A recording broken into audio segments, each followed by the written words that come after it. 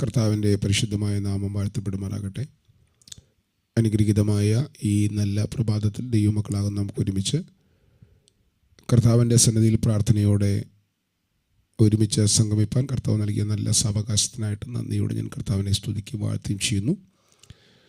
വിവിധ ടൈം സോണുകളിൽ ഇരുന്നുകൊണ്ട് ഈ പ്രാർത്ഥനയിൽ ആഗതരായിരിക്കുന്ന എല്ലാവരോടുള്ള വന്ദനത്തെ ഞാൻ പ്രാരംഭത്തിൽ അറിയിക്കുകയാണ്.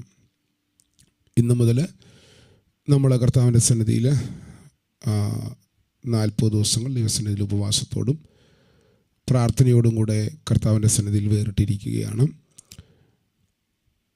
ഈ ദിവസങ്ങളിൽ കർത്താവ് നമ്മളെ ഉപവാസത്തോടെ പ്രാർത്ഥനയോടെ ഇരിക്കുവാനായിട്ട് പരിശുദ്ധാത്മാവ് നമ്മളെ സഹായിച്ചുകൊണ്ടിരിക്കുകയായിരുന്നു, അതിനകത്ത് ക്രമീകരിച്ചുകൊണ്ടിരിക്കുകയായിരുന്നു. ദീർഘസമയങ്ങൾ നമ്മൾ ദൈവവചനം ധ്യാനിക്കുകയും നമ്മുടെ ശുദ്ധീകരണത്തിന് ആവശ്യമായ, വളർച്ചയ്ക്ക് ആവശ്യമായ, നമ്മുടെ അകത്ത് നടക്കേണ്ട പണികൾക്ക് ആവശ്യമായ വചന വെളിപ്പാടുകൾ കർത്താവ് നമുക്ക് നൽകുകയായിരുന്നു. ഞാൻ എൻ്റെ ജീവിതത്തിൽ ഏറ്റവും അധികം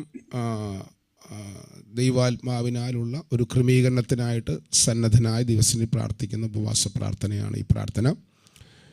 നിങ്ങൾക്കും അങ്ങനെ തന്നെയെന്ന് ഞാൻ വിശ്വസിക്കുന്നു.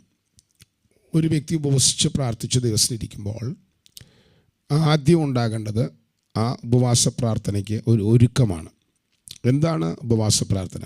നമ്മൾ ദൈവത്തോട് ചേർന്ന് വസിക്കാൻ ആരംഭിക്കുന്നതാണ് ഉപവാസ പ്രാർത്ഥന. ദൈവത്തോടുകൂടെ വസിക്കുകയാണ്. അതിന് വിരോധമായിട്ട് നമ്മിലുള്ള ഘടകങ്ങളെയെല്ലാം മാറ്റിവെക്കുന്നതാണ് ഉപവാസ പ്രാർത്ഥന. ഞാൻ പറയുന്ന കാര്യങ്ങൾ നിങ്ങൾക്ക് മനസ്സിലാകുന്നത് ഞാൻ ചിന്തിക്കുന്നു. ചിലരുടെ ചിന്ത ഭക്ഷണം കഴിക്കാതെ ദൈവത്തോട് പ്രാർത്ഥിക്കുന്നതാണ് ഉപവാസ പ്രാർത്ഥന എന്ന് ചിന്തിക്കുന്നവരുണ്ട്. നിങ്ങൾ അങ്ങനെ ചിന്തിക്കുന്നത് കൊണ്ട് ഞാനതിന് നിങ്ങളെ വിമർശിക്കുന്നില്ല. പക്ഷെ അതല്ല യഥാർത്ഥത്തിലെ ഉപവാസം. ഭക്ഷണം നമ്മൾ വെടിയുന്നത് ഭക്ഷണം മാത്രമല്ല, നമ്മുടെ ശരീരത്തിന് സുഖം നൽകുന്നത് എല്ലാം, ശരീരത്തിന് വേണ്ടതെല്ലാം നമ്മൾ മാറ്റിവെക്കുന്നത് ദൈവത്തോടു കൂടെ വസിക്കാനാണ്. കുറേ കാര്യങ്ങൾ ചെയ്യാതിരിക്കുന്നു, ഭക്ഷണം കഴിക്കാതിരിക്കുന്നു, അത് ചെയ്യാതിരിക്കുന്നു, ഇത് ചെയ്യാതിരിക്കുന്നു, അതൊന്നും അല്ല കേട്ടോ ഉപവാസത്തിൻ്റെ അടിസ്ഥാനം എന്ന് പറയുന്നത്. ഞാൻ എൻ്റെ ആദ്യകാലത്ത് അറിവുകേട് കൊണ്ട് 40 ദിവസമൊക്കെ ഉപവസിക്കുന്ന സമയത്ത് എനിക്ക് ഭയങ്കര ഭ്രമമുള്ള കാര്യമായിരുന്നു ക്രിക്കറ്റ് കളി എന്ന് പറയുന്നത്. ഈ 40 ദിവസം ഉപവാസത്തിൽ അന്ന് കാലത്ത് ക്രിക്കറ്റ് പ്രചാരമുള്ളത് 2 കളികളാണ്. ഒന്ന് 50 ഓവർ കളിയും മറ്റൊന്ന് ടെസ്റ്റുമാണ്. ഞാൻ ഈ ടെസ്റ്റ് കാണാൻ പോയിരിക്കും. എനിക്ക് സച്ചിനെ ഭയങ്കര ഇഷ്ടമാണ്. അപ്പോൾ സച്ചിൻ്റെ കളി കാണാൻ ഞാൻ ഈ 40 ഡേയ്സ് ഫാസ്റ്റിങ്ങിൽ പോയിരിക്കും. എന്ത് അബദ്ധമാണ് കാണിച്ചതെന്ന് ആലോചിച്ച് നോക്ക്. കാരണം എനിക്ക് ദിവസത്തിൽ ഉപവസിച്ച് പ്രാർത്ഥിക്കും വേണം, പക്ഷെ എനിക്ക് കളി കാണും വേണം. സച്ചിൻ്റെ കളി എനിക്ക് ഭയങ്കര ഇഷ്ടമാണ്. നമുക്കിഷ്ടമുള്ള കാര്യങ്ങൾ ചെയ്തുകൊണ്ട് ഭക്ഷണം കഴിക്കാതിരിക്കുന്നതല്ല ഉപവാസം. നിങ്ങൾ ആരെങ്കിലും ജോലിയുള്ളവരാണ്, നിങ്ങൾ ജോലിക്ക് പങ്കെടുക്കുന്നത് തെറ്റാണെന്നല്ല ഞാൻ പറയുന്നത്. കഴിവതും എല്ലാ കാര്യങ്ങളിലും വേറിട്ട് ദൈവസന്നിധിയിൽ നിങ്ങൾ പ്രാർത്ഥനയോടെ ഇരിക്കുന്നതാണ് ഉപവാസം. യഥാർത്ഥ ഉപവാസത്തിൽ നിങ്ങൾ ആദ്യ സമയത്ത് നിങ്ങളെ തന്നെ ശുദ്ധീകരണത്തിനായിട്ടാണ് ഏൽപ്പിച്ചു കൊടുക്കുക. നമ്മൾ മനുഷ്യരാണ്. മാനുഷികമായ നിലയിൽ പല മേഖലകളിലും നമ്മുടെ അകത്ത് കുറവുകൾ വരാം. ചിന്തയ്ക്കകത്ത് നമ്മൾ യേശുക്രിസ്തുവിൻ്റെ രക്തത്താൽ നീതീകരിക്കപ്പെട്ടവരാണ്, യാതൊരു സംശയവുമില്ല. യേശുവിൻ്റെ രക്തത്താൽ നമ്മൾ നീതീകരിക്കപ്പെട്ടവരാണ്. പക്ഷേ നീതീകരിക്കപ്പെട്ടവരാണെങ്കിലും നമ്മൾ എവിടെയെങ്കിലും നമ്മുടെ ചിന്തയിൽ, നമ്മുടെ സംസാരത്തിൽ, നമ്മുടെ നോട്ടത്തിൽ, ഇടപെടലുകളിൽ എവിടെയെങ്കിലും നാം ദൈവ സ്വഭാവത്തിൽ നിന്ന് അകന്നു പോയിട്ടുണ്ടായിരിക്കാം. ആ അകന്നുപോയ മേഖലകളെ നാം ദൈവസന്നിധിയിൽ ഏറ്റുപറഞ്ഞ് ക്രമീകരിക്കപ്പെടുന്നതാണ് ഉപവാസത്തിൻ്റെ ഒന്നാമത്തെ സ്റ്റെപ്പ് എന്ന് പറയുന്നത്. അതുകൊണ്ട് ഇന്ന് രാവിലെ തന്നെ ഞാൻ ഇന്നലെ തന്നെ ആ പ്രോസസ്സ് ആരംഭിച്ചു. ഇന്നലെ വൈകിട്ട് തന്നെ ഞാൻ അങ്ങനെ പ്രാർത്ഥിക്കാൻ തുടങ്ങി. എൻ്റെ അകത്ത് ഞാൻ ഓർമ്മ വന്ന കുറവുകളെല്ലാം ഏറ്റുപറയുകയും കർത്താവിനോട് ഓർമ്മ വരാത്തതുകൂടെ കർത്താവേ നീ എന്നെ ശുദ്ധീകരിക്കണമേ എന്ന് പറഞ്ഞ് പ്രാർത്ഥിപ്പാൻ തുടങ്ങി. ഞാൻ യേശുവിൻ്റെ രക്തത്താൽ നീതീകരിക്കപ്പെട്ട വ്യക്തിയാണ്. അതുകൊണ്ട് ഒരു ടീച്ചിങ് ഉണ്ട്, അതുകൊണ്ട് എന്ത് ചെയ്താലും കുഴപ്പമില്ലെന്ന്. അങ്ങനെയല്ല കേട്ടോ. യേശുവിൻ്റെ രക്തത്താൽ നമ്മൾ നീതീകരിക്കപ്പെട്ടത് അവൻ്റെ ജീവനാൽ നാം ശുദ്ധീകരിക്കപ്പെടാനാണ്. അവൻ്റെ ജീവനാൽ നാം അവനോട് നിരപ്പ് പ്രാപിപ്പാനാണ്. അപ്പോൾ അതിൻ്റെ സെക്കൻഡ് സ്റ്റെപ്പ് അവൻ്റെ ജീവനാലുള്ള വളർച്ചയാണ്. ആ വളർച്ചയ്ക്ക് വിരോധമായിട്ട് എന്നിൽ നിൽക്കുന്ന ഘടകങ്ങളുണ്ട്. നമ്മുടെ സംസാരങ്ങൾ, നമ്മുടെ ഇടപെടലുകൾ, നമ്മുടെ ബന്ധങ്ങൾ, മക്കളുമായിട്ട്, ഭാര്യയുമായിട്ട്, ഭർത്താവുമായിട്ട്, സമൂഹമായിട്ട്, ദൈവമായിട്ട്, എല്ലാ മേഖലകളിലും നിങ്ങൾ ഒരു ശുദ്ധീകരണം, ഒരു ക്രമീകരണം, ബന്ധങ്ങളുടെ അകത്ത് ശുദ്ധീകരണം, വാക്കുകളുടെ അകത്ത് ശുദ്ധീകരണം, നോട്ടത്തിനകത്ത്, ഇടപെടലുകൾക്കകത്ത്, എല്ലാ മേഖലകളിലും ഒരു ശുദ്ധീകരണം നിങ്ങളുടെ അകത്ത് നടക്കുന്നത് അത്യാവശ്യമുള്ള കാര്യമാണെന്ന് അറിയണം കേട്ടോ. ഞാൻ എൻ്റെ ആദ്യ ഉപവാസ പ്രാർത്ഥനയിലാണ്, അല്ല 98 ഉപവാസ പ്രാർത്ഥനയിലാണ്. എൻ്റെ കൈക്കകത്ത് അനാവശ്യമായിട്ടിരിക്കുന്ന അല്ലെങ്കിൽ മറ്റു വ്യക്തികളുടെ ഘടകങ്ങൾ, അതായത് സാധനങ്ങൾ എൻ്റെ കയ്യിലുണ്ടായിരുന്നു. അതുവരെ കൊടുത്ത് ഞാൻ എന്നെ മൊത്തത്തിലൊരു ശുദ്ധീകരണത്തിനായിട്ട് ഏൽപ്പിച്ചു കൊടുത്തു. അതുകൊണ്ട് ഇന്ന് രാവിലെ നമുക്ക് നമ്മുടെ ശുദ്ധീകരണത്തിനായിട്ട് കൂടെ ദൈവത്തോട് പ്രാർത്ഥിക്കണം. ഞാൻ പ്രാർത്ഥിച്ചു, നിങ്ങൾ പ്രാർത്ഥിച്ചവർക്കായി സ്തോത്രം ചെയ്യുകയാണ്. നമ്മൾ ഈ ദിവസത്തിൽ ദൈവരാജ്യം അവകാശമാക്കുന്ന തലത്തിലേക്ക് നമ്മൾ വളരാൻ പോവുകയാണ്. ദൈവരാജ്യത്തിൻ്റെ മഹിമയൊക്കെയാണ് നമ്മൾ പഠിച്ചുകൊണ്ടിരിക്കുന്നത്. അതിൻ്റെ ആഴങ്ങളിലേക്ക് കർത്താവ് നമ്മളെ കൊണ്ടുപോകാൻ പോവുകയാണ്. പൗലോസിലൂടെ പറയുകയാണ്, അന്യായം ചെയ്യുന്നവൻ ദൈവരാജ്യം അവകാശമാക്കുകയില്ല എന്ന് നിങ്ങൾ അറിയുന്നുവല്ലോ. നിങ്ങളെ തന്നെ വഞ്ചിക്കാതിരിപ്പീൻ. ദുർനടപ്പുകാരൻ, വിഗ്രഹാരാധികൾ, വ്യഭിചാരികൾ, സ്വയഭോഗികൾ, പുരുഷകാമികൾ, കള്ളന്മാർ, അത്യാഗ്രഹികൾ, മദ്യപാന്മാർ, വാവിഷ്ഠാനക്കാർ, പിടിച്ചുപറിക്കാർ എന്നിവർ ദൈവരാജ്യം അവകാശമാക്കുകയില്ല. നിങ്ങളും ഈ വകക്കാരായിരുന്നു എങ്കിലും നിങ്ങളുടെ കർത്താവായ യേശുക്രിസ്തുവിന്റെ നാമത്തിലുള്ള നമ്മുടെ ദൈവത്തിൻ്റെ ആത്മാവിനാലും നിങ്ങളെ തന്നെ കഴുകി ശുദ്ധീകരണവും നീതീകരണവും പ്രാപിച്ചിരിക്കുന്നു. നമ്മളെ അവൻ ശുദ്ധീകരിച്ചു, നമ്മളെ അവൻ നീതീകരിച്ചു. ഉപവാസ പ്രാർത്ഥന രാവിലെ തന്നെ ഇതൊക്കെ പ്രാർത്ഥിക്കുമ്പോൾ ആരും ബോറൊന്നും അടിക്കരുത് കേട്ടോ. എന്താ പറയുക, കാതലായ കാര്യമാണ് ഞാൻ പറയുന്നത്. നമുക്ക് എല്ലാം മൈക്കും അൺമ്യൂട്ട് ചെയ്ത് കഴിയുന്നവരെല്ലാം ആദ്യത്തെ 2-3 മിനിറ്റ് നേരം കർത്താവ് എന്നെ ശുദ്ധീകരിക്കണമേ കർത്താവ്. എങ്ങനെയൊക്കെയാണ് അവിടെ ശുദ്ധീകരണം നടക്കുന്നത്? ഒന്ന്, യേശുക്രിസ്തുവിൻ്റെ ആത്മാവിനാൽ, അവൻ്റെ നാമത്താലും അവൻ്റെ ആത്മാവിനാലും, കണ്ടോ, അവൻ്റെ നാമത്താലും അവൻ്റെ ആത്മാവിനാലും കർത്താവിനോട് പറ, കർത്താവേ എന്നെ കഴുകണമേ, എന്നെ ശുദ്ധീകരിക്കണമേ, എന്നെ നീതീകരിക്കണമേ. ഒന്ന് പ്രാർത്ഥിച്ചു. എല്ലാവരും അടുത്തോ 1-2 മിനിറ്റുകൾ എല്ലാം മൈക്ക് അൺമ്യൂട്ട് ചെയ്ത് പ്രാർത്ഥിക്കാമോ? ഷാഖാബാന, കർത്താവേ ഞങ്ങളെ ഒന്ന് ശുദ്ധീകരിക്കണമേ കർത്താവേ. ഞങ്ങൾ ഉപവാസ പ്രാർത്ഥനയിലേക്ക് പ്രവേശിക്കുകയാണ്. ഈ ദിവസങ്ങൾ ഞങ്ങൾ ഞങ്ങളുടെ സന്നിധിയിൽ ഇരിക്കുവാൻ ആഗ്രഹിച്ചു വരികയാണ്. ഷാഭാരാബാന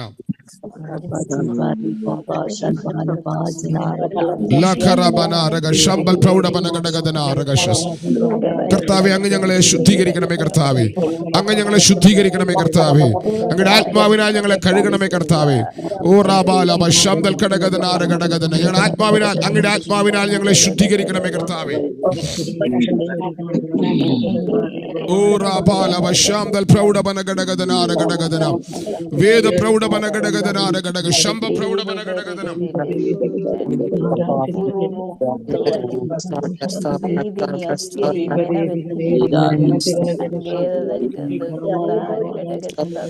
ശാഖാരാബാരബാരബ ശംബൽ പ്രൗഢബന ഘടകദനാര ഘടകദന, വേദ പ്രൗഢബന ഘടകദനാര ഘടകദനം.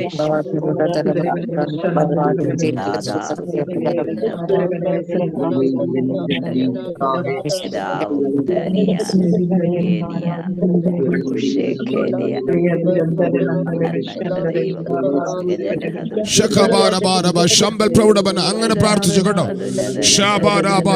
പ്രൗഢബന ഘടകദനാര ഘടകദന ശന്തൽ ഘടകദന. ഞങ്ങൾ ഈ വകക്കാരായിരുന്നു, അതിൽ നിന്ന് ഞങ്ങളെ വിടുവിച്ച കർത്താവിന്, അതിൽ നിന്ന് ഞങ്ങളെ ശുദ്ധീകരിച്ച കർത്താവിന് ഞങ്ങൾ ഇന്ന് രാവിലെ നന്ദി പറയുകയാണ്. നന്ദി പറയുകയാണ്. റാബാന ഘടക, ഞങ്ങളെ വീണ്ടും കഴുകണമേ അപ്പ, ഞങ്ങളെ വീണ്ടും ശുദ്ധീകരിക്കണമേ അപ്പ.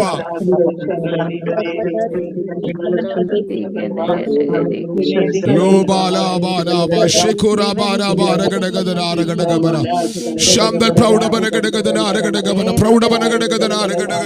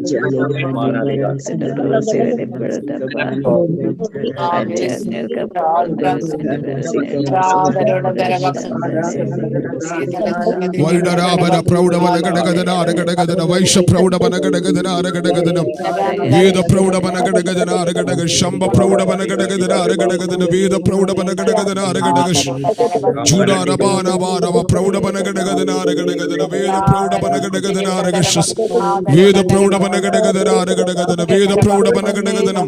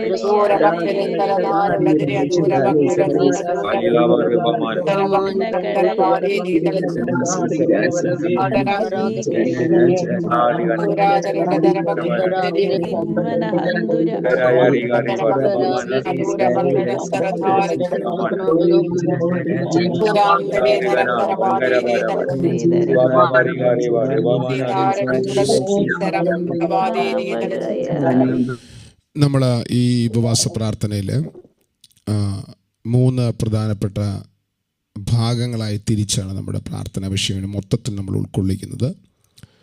ഒന്നാമത് നമ്മുടെ പ്രാർത്ഥനാ വിഷയം എന്ന് പറയുന്നത് കർത്താവ് ലോകവ്യാപകമായിട്ട് കർത്താവ് ഒരു ഉണർവയക്കണം. ഇത് തന്നെയാണ് നമ്മുടെ ഏറ്റവും ആദ്യത്തെ പ്രാർത്ഥന, മെയിൻ പ്രാർത്ഥന എന്ന് പറയുന്നത് അതാണ്. രണ്ടാമത് നമ്മൾ പ്രാർത്ഥിക്കുന്നത് ആ ഉണർവിനകത്ത് ദൈവാത്മാവ് അല്പമെങ്കിലും സമർപ്പണമുള്ള നമ്മളെല്ലാവരെയും ദൈവാത്മാവ് ഉപയോഗിക്കണം. നിങ്ങളെല്ലാവരും ആ ഉണർവിനകത്ത് ദൈവത്താൽ പ്രയോജനപ്പെടണം. ഇതാണ് നമ്മുടെ രണ്ടാമത്തെ. അതിനുവേണ്ടി നിങ്ങൾ വളർത്തുക. നാം എല്ലാവരും ക്രിസ്തു എന്ന തലയോളം വളരുക. രണ്ടാമത്തെ പ്രാർത്ഥന വിഷയം അതാണ്. പ്രധാനമായിട്ട് എല്ലാത്തിനും കൂടി ഞാൻ കൺക്ലൂഡ് ചെയ്ത് പറയുകയാണ് കേട്ടോ. മൂന്നാമത്തെ പ്രാർത്ഥന വിഷയം എന്ന് പറയുന്നത് നമ്മൾ അധിവസിക്കുന്ന എല്ലാം ഒരു കുടുംബത്തിലാണ്. എല്ലാവരും ഓരോ ഭവനത്തിലാണ് അധിവസിക്കുന്നത്. നമ്മളെല്ലാം ഓരോ ഭവനത്തിൽ കുടുംബമായിട്ട് വസിക്കുകയാണ്. അത് ദൈവം വെച്ചിരിക്കുന്ന ഒരു സിസ്റ്റമാണ്. ദൈവം നല്ല നല്ല കുടുംബങ്ങളിൽ ജനിക്കുവാനും വളരുവാനും കർത്താവ് നമുക്ക് സാവകാശം നൽകി. എല്ലാ കുടുംബങ്ങളും നമ്മൾ ദൈവത്താൽ നല്ലതാണെന്ന് തന്നെ പറയാവൂ. നമ്മളെല്ലാ കുടുംബങ്ങളും കർത്താവ് സ്പർശിച്ചതിനായിട്ട് നമ്മുടെ ദൈവം നമുക്ക് തന്ന കുടുംബങ്ങൾക്കായി സ്തോത്രം ചെയ്യുകയാണ്. എനിക്കൊക്കെ ആദ്യം ഭയങ്കര വേദനയുണ്ടായിരുന്നു ഞാൻ ജനിച്ച കുടുംബത്തെക്കുറിച്ച്. ഇച്ചിരി കൂടെ നല്ല സൗകര്യങ്ങളുള്ള ഒരു കുടുംബത്തിൽ ജനിക്കാമായിരുന്നു, ദൈവത്തിന് എന്നെ ജനിപ്പിക്കാമായിരുന്നു എന്നൊക്കെ ഞാൻ ചിന്തിച്ചിട്ടുണ്ട്. പോട്ടെ, ഞാൻ അവിടേക്ക് ഇപ്പോൾ പോകുന്നില്ല. അപ്പം നമ്മുടെ കുടുംബങ്ങളെല്ലാം ദൈവത്താൽ ബ്ലെസ്സഡായി മാറാനായിട്ട് നമ്മൾ ദൈവസന്നിധിയിൽ ഈ ദിവസങ്ങളിൽ പ്രാർത്ഥിക്കും. നമ്മുടെ പ്രാർത്ഥനയ്ക്ക് ദൈവം മറുപടി നൽകും. ഇന്നലെ തന്നെ ഒരു സിസ്റ്റർ പറയുന്ന ഞാൻ സാക്ഷി ഞാൻ ഗ്രൂപ്പിനെ എത്തിയിട്ടുണ്ടായിരുന്നു. ഇന്നലെ നമ്മൾ ഒരുമിച്ച് പ്രാർത്ഥിച്ചുകൊണ്ടിരുന്ന ഒരു സഹോദരനുണ്ടായി. വിടുതലിനെ കുറിച്ച് ഒരു സിസ്റ്റർ പറഞ്ഞിരുന്നു. നമ്മളെ ദൈവം വിടുവിക്കും, സൗഖ്യം നൽകും, വഴികൾ തുറക്കും, വാതിലുകൾ തുറക്കും, കർത്താവ് അത്ഭുതകരമായി സഹായിക്കും. നമ്മളിതിനകത്ത് ഇന്ന് രാവിലെയുള്ള പ്രാർത്ഥനകളെ നമ്മൾ 2 പാർട്ടായിട്ട് തിരിച്ച് പ്രാർത്ഥിക്കുകയാണ്. ഈ ഉപവാസ പ്രാർത്ഥനയിൽ നിങ്ങളുടെ കുടുംബങ്ങളെല്ലാം ദൈവത്താൽ ഉയർച്ച പ്രാപിക്കണം. ദൈവത്താൽ ഉയർച്ച പ്രാപിക്കണം. നമ്മൾ ദൈവത്തോട് ചേർന്നിരിക്കാൻ പോവുകയാണ്. നശിച്ചു പോകുന്ന ആത്മാക്കൾക്ക് വേണ്ടി പ്രാർത്ഥിക്കാൻ പോവുകയാണ്. ഇതെല്ലാം ഇതിൻ്റെ ഓരോരോ പാർട്ടാണ്. നിങ്ങളുടെ വളർച്ചയ്ക്ക് വേണ്ടി പ്രാർത്ഥിക്കാൻ പോവുകയാണ്. നമ്മൾ ഈ ദൈവവചനത്തിനകത്ത് ദൈവാത്മാവ് നൽകിയിരിക്കുന്ന വളർച്ച, നമ്മുടെ അനുഗ്രഹത്തിനായി തന്നിരിക്കുന്ന വാഗ്ദത്ത വചനങ്ങളുണ്ട്. ഇതിനെ കളിയാക്കി പ്രസംഗിക്കുന്ന കുറേ പ്രസംഗങ്ങളുണ്ട്. നമ്മുടെ മൈനകത്ത് കയറി കിടക്കുന്ന കുറേ തെറ്റിദ്ധാരണകളുണ്ട്. ഈ പ്രാർത്ഥനകളിൽ ദൈവാത്മാവെ അതെല്ലാം പൊളിക്കണമേ എന്ന് നമുക്ക് ദൈവത്തോട് പ്രാർത്ഥിക്കണം. ആരെങ്കിലും ഒരാൾ ഈ വാക്യം ഒന്ന് വായിക്കാമോ? ഇത് ആവർത്തന പുസ്തകം 28-ാം അധ്യായത്തിൻ്റെ 13-ാം വാക്യമാണ്. എനിക്കൊരു ചെറിയ റെസ്റ്റിന് വേണ്ടിയാണ് ഞാൻ പറയുന്നത്. ഒരാളൊന്ന് വായിച്ച് ഈ വാക്യം.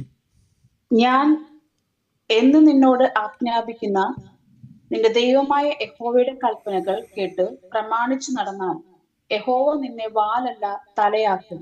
നീ ഉയർച്ച തന്നെ പ്രാപിക്കും, താഴ്ച പ്രാപിക്കുകയില്ല.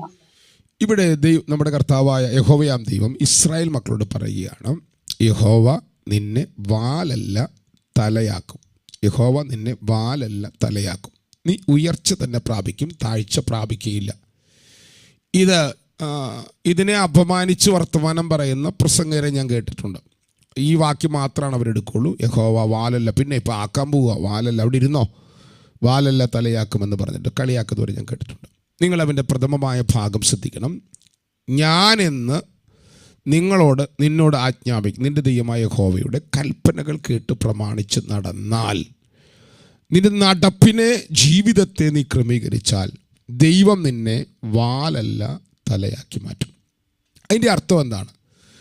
നിങ്ങളുടെ ജീവിതത്തിൽ ക്രിസ്തുവിനെ വിശ്വസിക്കുന്ന, ദൈവത്തെ അറിഞ്ഞിരിക്കുന്ന നിങ്ങളുടെ എല്ലാവരും ജീവിതത്തിൽ ദൈവത്താൽ ഒരു ഉയർച്ച ഉണ്ടാകുമെന്നല്ലേ. നിങ്ങൾ ഏത് പൊസിഷനിലായിരിക്കുന്നു, നിങ്ങൾ ഏത് സ്ഥാപനത്തിലായിരിക്കുന്നു, നിങ്ങൾ പഠിക്കുകയാണോ, ജോലി ചെയ്യുകയാണോ, നിങ്ങൾ ഏത് രാജ്യത്തായിരിക്കുന്നോ, ഏത് കുടുംബത്തിലായിരിക്കുന്നോ, നിങ്ങൾ എവിടെയാണെങ്കിലും നിങ്ങളായിരിക്കുന്നിടത്ത് ദൈവത്താൽ നിങ്ങൾക്ക് ഒരു ഉയർച്ച ഉണ്ടാകും. എപ്പോൾ? നിങ്ങൾ ദൈവത്തിൻ്റെ വചനത്തിൻ്റെ കൽപ്പനകൾ കേട്ട് നടക്കാൻ തുടങ്ങുമ്പോൾ. ഞാൻ ഉയർച്ച പ്രാപിക്കുമെന്ന് പറഞ്ഞ് ആമേൻ പറയുമ്പോഴല്ല, ശ്രദ്ധിക്കണം കേട്ടോ. ഞാൻ ഈ പറയുന്ന കാര്യങ്ങൾ കാതലായ കാര്യമാണ് ഞാൻ പറയുന്ന ഓരോ വാക്കുകൾ നിങ്ങൾ ശ്രദ്ധിക്കണം. നിങ്ങൾ ദൈവത്തിൻ്റെ കൽപ്പനകൾ അനുസരിച്ച് നടക്കുന്നവരായി മാറിയാൽ നിങ്ങളുടെ കുടുംബത്തിന് ദൈവത്താലുള്ള ഉയർച്ച വരാൻ തുടങ്ങും. ദൈവത്താലുള്ള ഉയർച്ച വരും. ദൈവം ഒരു വ്യക്തിയെ, ഒരു കുടുംബത്തെ ഉയർത്തിയാൽ ആ കുടുംബത്തിൻ്റെ അവസ്ഥ എന്താണ്? അങ്ങനെ പൂർണ്ണമായി ദൈവത്താൽ നിങ്ങളുടെ കുടുംബങ്ങൾ ഉയർത്തപ്പെട്ടോ, അതോ എന്തോ ഒരു തടസ്സം നിങ്ങളുടെ കുടുംബത്തിലുണ്ടോ? എന്തോ ഒരു തടസ്സമുണ്ടോ? ദൈവസന്നിധിയിൽ എവിടെയെങ്കിലും ആ ഉയർച്ച അനുഭവിക്കാത്തൊരു തടസ്സം നിങ്ങളുടെ കുടുംബത്തിലുണ്ടോ? ഒന്ന് നിങ്ങൾ വിശകലനം ചെയ്ത് നിങ്ങൾ ഇതിനകത്ത് പേടിക്കരുത് കേട്ടോ, പേടിക്കരുത്. അയ്യോ അതിനാണോ ഞങ്ങൾ രാവിലെ അത് തന്നെയാണ് പ്രാർത്ഥന. എന്തിനാ പ്രാർത്ഥിക്കാൻ വന്നേ?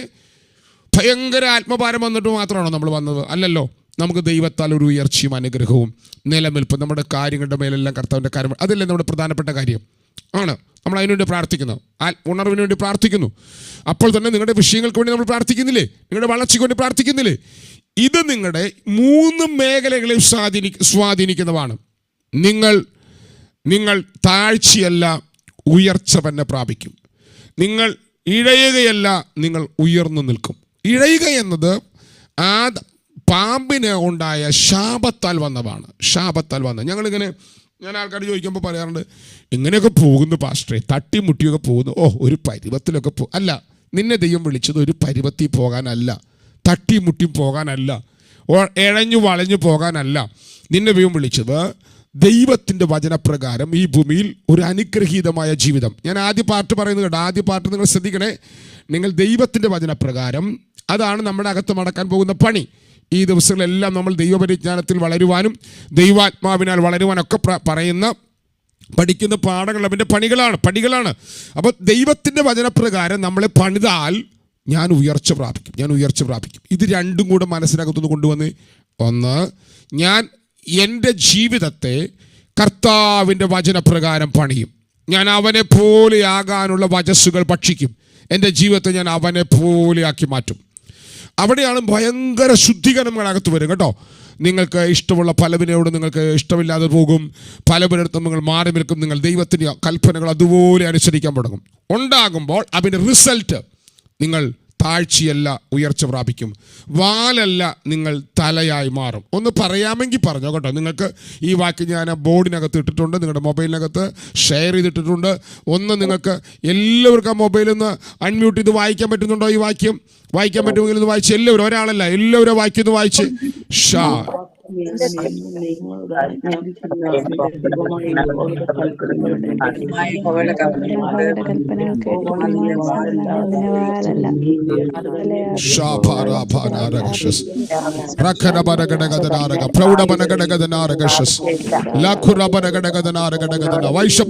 അത് ആ വചനം വായിച്ചവർ അന്യഭാഷ പ്രാർത്ഥിച്ചോ. കർത്താവേ, എനിക്ക് നിന്റെ കൽപ്പന പോലെ മടക്കാൻ, നിന്റെ വചനം പോലെ മടക്കാൻ. ഷാബാന, ഈ ഉപവാസ പ്രാർത്ഥന എന്നെ ആകമാനമായി ക്രമീകരിക്കുന്ന പ്രാർത്ഥനയായി മാറേണ്ടവനായി.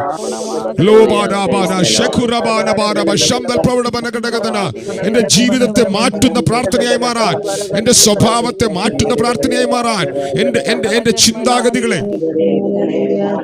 എന്റെ ഇച്ഛകളെ, എന്റെ മനോഭാവങ്ങളെ എല്ലാം മാറ്റുന്ന മനോഭാവങ്ങളായി മാറാൻ, ദിവസങ്ങളായി മാറാൻ ഞങ്ങൾ ഒരുമിച്ച് പ്രാർത്ഥിക്കുന്നു.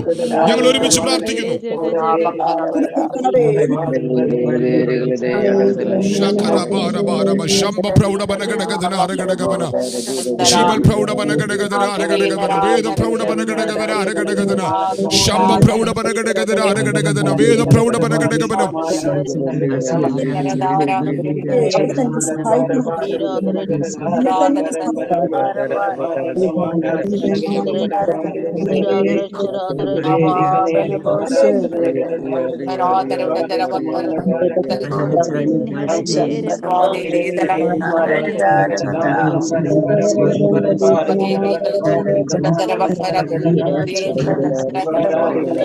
Attal Kadagam, Shabana Prausha, Proudam Daraba, Shabana Proudam, Darabat Shabanam.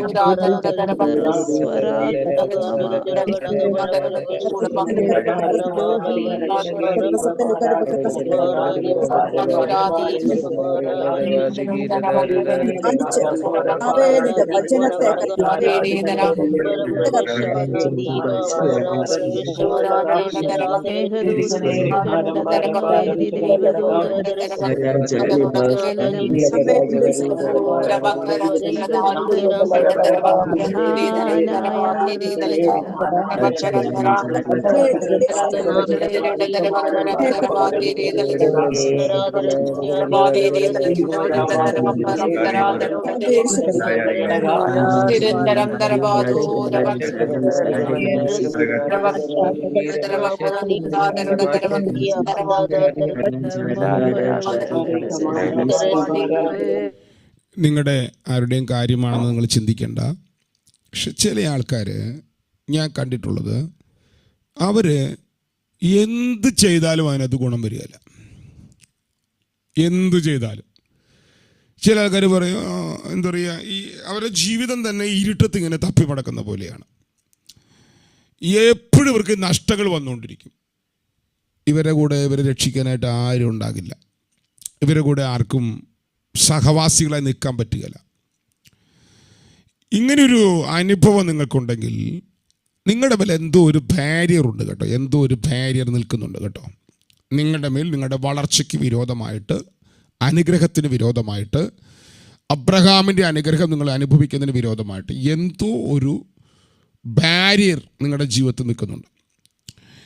ആവർത്തന പുസ്തകത്തിൽ ഇങ്ങനൊരു വാക്യമുണ്ട്, കുരുടൻ അന്ധതമസിൽ തപ്പി നടക്കുന്നത് പോലെ നീ ഉച്ച സമയത്ത് തപ്പി മടക്കും. നല്ല ഈ വെട്ടമുള്ള സമയത്ത് എല്ലാവരും വെളിച്ചത്തിൽ മടക്കുമ്പം ഇവൻ ഇങ്ങനെ തപ്പി തപ്പി തപ്പി നടക്കും. കുരുടൻ അന്ധതമസിൽ തപ്പി മടക്കുന്ന പോലെ തപ്പി മടക്കും. എന്താ ചെയ്യുന്നത്, എങ്ങടാ പോകുന്നത്, എങ്ങനെയാ ജീവിതം, എവിടേക്കാ പോകുന്നത്, ഒരു ലക്ഷ്യമില്ലാത്തവനെ പോലെ ഇങ്ങനെ മടക്കും. 2, നീ പോകുന്നിടത്തൊന്നും എന്ത് ചെയ്യില്ല, നിനക്ക് എന്ത് വരില്ല, ഗുണം വരില്ല. എന്ത് ചെയ്താലും പൊളിയും, എന്ത് ചെയ്താലും തടസ്സമാണ്. അത് ചിലപ്പോൾ തലമുറകളുടെ വിഷയത്തിലാകും, ചിലപ്പം പഠനത്തിലാകും, ചിലപ്പോൾ ബിസിനസ്സിലാകും, യാത്രകളിലാകും. നമ്മൾ പറയാം, അവൻ എന്ത് ചെയ്താലും ഗുണം വരികയില്ല. 3, നീ എപ്പോഴും പീഡിതന് എന്ത് ചെയ്താലും നഷ്ടം വന്നുകൊണ്ടിരിക്കും. 3, 4, നിന്നെ ആർക്കും രക്ഷിക്കാൻ പറ്റാത്ത ഇങ്ങനെയുള്ള അനുഭവങ്ങളിൽ കൂടെ കടന്നു പോകുന്ന ആളുകളുണ്ട്. നിങ്ങൾക്ക് ആർക്കും ഇങ്ങനെ അനുഭവങ്ങൾ ഇല്ലാത്തവനായ സ്തോത്രം ഉണ്ടെങ്കിൽ ഇന്ന് രാവിലെ യേശുവിനെ നിങ്ങൾ രക്ഷകനും കർത്താവുമായി സ്വീകരിച്ചപ്പോൾ ആ കെട്ട് നിങ്ങളിന്ന് പൊട്ടേണ്ടതായിരുന്നു. നിങ്ങൾ യേശുവിനെ കർത്താവായി സ്വീകരിച്ചപ്പോൾ അതിൻ്റെ അർത്ഥം മനസ്സിലാക്കാത്തത് കൊണ്ടാണ് അത് സംഭവിച്ചത്. ഞാൻ പറഞ്ഞ വാക്കുകളൊക്കെ നിങ്ങൾ ശ്രദ്ധിക്കണം എന്ന് ഞാൻ ആഗ്രഹിക്കുന്നു. ഇന്ന് രാവിലെ നാം ഒരുമിച്ച് പ്രാർത്ഥിക്കുമ്പോൾ ഏതെങ്കിലും മേഖലകളിലുള്ള ഇങ്ങനത്തെ അവസ്ഥകൾ നിങ്ങളുടെ മേലുണ്ടെങ്കിൽ ഇന്ന് രാവിലെ നമ്മൾ ഒരുമിച്ച് വീണ്ടും പറയാൻ പോകണം, യേശുവാണ് എൻ്റെ കർത്താവ്. എൻ്റെ കർത്താവ് എൻ്റെ മേൽ വസിക്കുന്ന ഒരു ബാരിയറുകളുമല്ല. അപ്പം ഇങ്ങനെ നിങ്ങളെ മുമ്പോട്ട് വിടാത്ത, നിങ്ങൾക്ക് നന്മ തുറക്കാത്ത, ഗുണം വരാത്ത, ജീവിതത്തിൽ നിങ്ങളെ പുറകിലേക്ക് പിടിച്ചു വലിക്കുന്ന, നിങ്ങളെ എഴയിപ്പിക്കുന്ന കുറേ ഘടകങ്ങളുള്ള വ്യക്തികളെ ഞാൻ കണ്ടിട്ടുണ്ട്. ഇന്നലെ എൻ്റെ അടുക്കൽ ഒരു ഫാമിലി വന്ന് ഞാൻ ആ ഫാമിലിയോട് കുറച്ചധികം നേരം സംസാരിച്ചു. അവർക്ക് ദൈവാത്മാവ്, അവർക്ക് കുഞ്ഞുങ്ങളില്ലായിരുന്നു. അപ്പോൾ ഒരിക്കൽ നടന്ന ഉപവാസ പ്രാർത്ഥന, ഞാൻ പറയുമ്പോൾ നിങ്ങൾക്ക് ആരെന്ന് മനസ്സിലാവും. നടക്കുന്ന ഉപവാസ പ്രാർത്ഥനയിൽ ഇതുപോലെ നടക്കുന്നൊരു 40 days ഫാസ്റ്റിങ്ങിൽ പെട്ടെന്നാണ് എൻ്റെ അകത്ത് രാത്രി 9:15 മീറ്റിംഗ് കഴിയുന്ന സമയത്ത് പെട്ടെന്ന് എൻ്റെ അകത്ത് പറയുകയാണ്, നാളെ മീറ്റിംഗ് വെക്കണമെന്ന്. ഞാൻ അന്ന് പിറ്റേ ദിവസം രാവിലെ പ്രാർത്ഥന, അന്ന് പിറ്റേ ദിവസം പകൽ പ്രാർത്ഥനയുണ്ടെന്ന് പ്രഖ്യാപിച്ചു. പക്ഷെ എല്ലാവരും നേരത്തെ ലീവായി പോയിരുന്നു. അത് കുറച്ച് പേരെ കേട്ടുള്ളൂ. 3 പേര് അന്ന് നടന്ന പ്രാർത്ഥന വന്നു. ആ ഫാമിലിക്ക് മക്കളുണ്ടാകില്ലെന്ന് ഡോക്ടർമാർ പറഞ്ഞതായിരുന്നു. കണ്ടമാനം അവർ ചികിത്സിച്ചു, ഒരു സാധ്യതയില്ല. അന്ന് ദൈവാത്മാവ് എന്നെ പഠിപ്പിച്ച്, ഞാൻ അന്ന് പ്രസംഗിച്ചത്, നിങ്ങളുടെ മേൽ ഇരട്ടി ആത്മാവിൻ്റെ ശക്തി വന്നാൽ, ഇരട്ടി ആത്മശക്തി നിങ്ങളുടെ മേൽ വന്നാൽ നിങ്ങൾ ദേശങ്ങളുടെ മേൽ കിടക്കുന്ന ശാപത്തെ അഴിച്ചു മാറ്റും. 2 രാജാക്കന്മാരുടെ പുസ്തകത്തിൽ നിന്ന് യെരിഹോവിൻ്റെ വിഷയമായിരുന്നു അന്ന് ഞാൻ പ്രസംഗിച്ചത്. എനിക്കറിയില്ല, ഇവർക്ക് കുഞ്ഞുങ്ങളില്ലെന്ന് എനിക്കറിയില്ല. ഇവരാദ്യമായിട്ട് വരാൻ തുടങ്ങിയിട്ടുള്ള ചർച്ചിനകത്ത് അന്ന് പ്രാർത്ഥിച്ചപ്പോൾ ഉണ്ടായ അത്ഭുതം. തൊട്ടടുത്ത ദിവസം ആ സഹോദരി, അന്ന് തന്നെയാണെന്ന് തോന്നുന്നു, ആ സഹോദരി സ്വപ്നം കണ്ടു. ദൈവാത്മാവ് അവർക്കൊരു കൊച്ചിനെ നൽകുന്നു. തൊട്ടടുത്ത ദിവസമുള്ള ആ കുഞ്ഞ് പ്രഗ്നൻ്റായി. അപ്പം അവരെ മേലെ ഏതോ ഒരു ബാരിയർ നിൽക്കുകയായിരുന്നു. കേൾക്കുന്നുണ്ടോ? നിങ്ങൾ എന്നെ കേൾക്കുന്നുണ്ടോ? അവർക്ക് ന്യായമായിട്ട് ലഭ്യമാകേണ്ട തലമുറ ലഭ്യമാകാതെ വേണം ഒരു ബാരിയർ നിൽക്കുകയായിരുന്നു.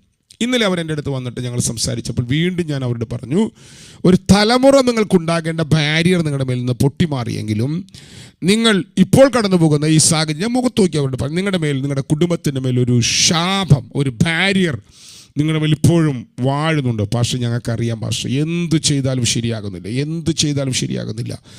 ഞാൻ അവരോട് കുറേ കാര്യങ്ങൾ സംസാരിച്ചു. 2 ജില്ലാൻ മണിക്കൂർ ഞാൻ അവരോട് സംസാരിച്ചു. ഇന്ന് രാവിലെ നമ്മൾ ഒരുമിച്ച് പ്രാർത്ഥിക്കാൻ പോവുകയാണ്. നമ്മുടെ തലമുറകൾ, നമ്മുടെ കുടുംബങ്ങൾ, ഏതെങ്കിലും മേഖലകളിൽ നിങ്ങൾക്ക് ദൈവത്താലുള്ള ഉയർച്ച, നിങ്ങളിങ്ങനെ ഈ അവസ്ഥകളുടെ മതി, നമ്മുടെ ആൾക്കാരുടെ മൈൻഡ് ഇങ്ങനെ സെറ്റായി കിടക്കുകയാണ്. നമ്മളിങ്ങനെ ഏതെങ്കിലുമൊക്കെ അവസ്ഥയിൽ പോയി പെട്ട് കിടക്കും. അവിടെ കിടന്ന് നമ്മൾ നിലവിളിക്കും, അവിടെ കിടന്ന് നമ്മളിങ്ങനെ കരയുമ്പോൾ കർത്താവ് വിടുവിക്കും. ഇങ്ങനെ ഞെരുക്കം കർത്താവ് തന്നിട്ടുള്ളതാണ്. നമ്മൾ പാട്ടിനകത്ത് കുറേ അങ്ങനെയുണ്ട്. ഇതൊക്കെ പാടിയും പറഞ്ഞ് നമ്മുടെ മൈൻഡ് ഇങ്ങനെ ഈ ബാരിയറുകളുടെ അകത്ത് ജീവിക്കാൻ സെറ്റിലാക്കി വെച്ചിരിക്കുകയാണ്. ഇന്ന് ഈ രാവിലെയുള്ള ഉപവാസ പ്രാർത്ഥനയിൽ, ഈ രാവിലെ തുടങ്ങുന്ന ഉപവാസ പ്രാർത്ഥനയിൽ നമുക്ക് ഇതിനെല്ലാം പൊട്ടിക്കണം. ദൈവാത്മാവിനാൽ ക്രിസ്തു നിമിത്തം കഷ്ടമില്ലെന്നല്ല പറഞ്ഞാട്ടെ. ഞാൻ ക്രിസ്തു നിമിത്തം ഏറ്റവും അധികം, നിങ്ങളെക്കാൾ എല്ലാം അധികം ക്രിസ്തു നിമിത്തം എൻ്റെ പിതാവും മാതാവും സുവിശേഷ വേലയ്ക്ക് ഇറങ്ങിയതിനാൽ കഷ്ടം സഹിച്ച മനുഷ്യനാണ് ഞാൻ. പക്ഷേ അനാവശ്യമായ കഷ്ടങ്ങൾ നീ ചുമക്കണ്ട, അനാവശ്യമായ ബാരിയറുകൾ നീ ചുമക്കണ്ട, അനാവശ്യമായ ശാപങ്ങൾ നീ ചുമക്കണ്ട. ദേശങ്ങളുടെ മേൽ ശാപമുണ്ട് കേട്ടോ, ഭവനങ്ങളുടെ മേൽ ശാപമുണ്ട് കേട്ടോ, പിതാക്കന്മാരുടെ മേൽ ശാപമുണ്ട് കേട്ടോ. നമ്മുടെ ഉപവാസ പ്രാർത്ഥനയിൽ നമ്മുടെ ശുദ്ധീകരണം കറക്റ്റായാൽ, യേശു കർത്താവെന്ന് കൃത്യമായി നിങ്ങൾ ഗ്രഹിച്ച്, യേശുവിനെ കർത്താവെന്ന് നിങ്ങൾ മനസ്സുകൊണ്ട് ആത്മാവിൽ ഗ്രഹിച്ച് നിങ്ങൾ പ്രഖ്യാപിക്കാൻ തുടങ്ങുമ്പോൾ, ഇന്നു മുതൽ നിങ്ങളുടെ ജീവിതം ജയമായി മാറാൻ തുടങ്ങും. ക്രിസ്തുയേശുവിൽ ഞങ്ങളെ എല്ലായ്പ്പോഴും ജയോത്സവമായി നടത്തുന്നൊരു കർത്താവുണ്ട്. ഞാൻ അധികം നേരം ഇത് പറയാൻ താല്പര്യപ്പെടുന്നില്ല.